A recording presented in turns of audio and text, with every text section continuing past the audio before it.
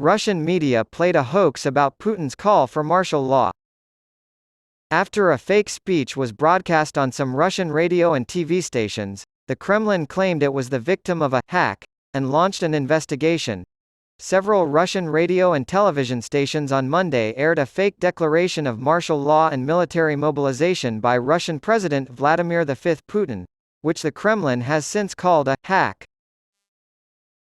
False information that Ukraine had invaded 3 border regions and urged their residents to evacuate to the Russian heartland was broadcast on the Mir radio station and television networks.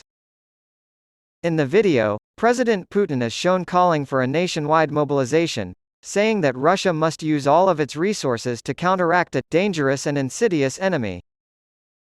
Mir, a Russian public broadcaster, had its radio and television channels illegally cut off for about half an hour, according to a statement released to the state news agency TASS.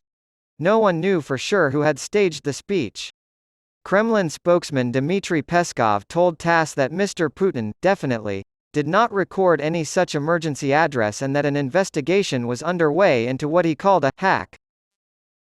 It is possible that the uptick in Ukrainian attacks along the front line, which occurred simultaneously with the broadcast that appeared to piece together genuine recordings of Mr. Putin's voice to create a realistic spoof, marks the beginning of Kyiv's long-awaited counteroffensive. After a string of attacks on Belgorod by militias aligned with Ukraine, the city was targeted by a fake address claiming that Ukrainian forces had invaded 3 regions of Russia, including Belgorod.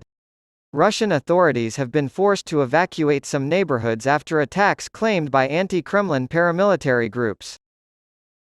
Reporting was helped along by Alina Lobzina.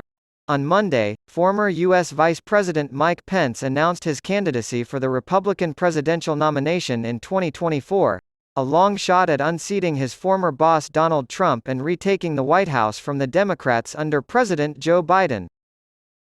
Pence, a conservative former governor of Indiana, was Trump's loyal number 2 for 4 years before they had a falling out over Trump's demands to overturn the congressional certification of the 2020 election results showing they had lost.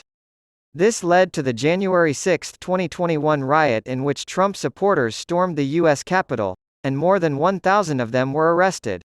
As protesters chanted, "Hang Mike Pence," and erected makeshift gallows on the National Mall within sight of the Capitol, Pence, who had no constitutional power to overturn the election, hid with his family and their security detail at a Capitol loading dock that day.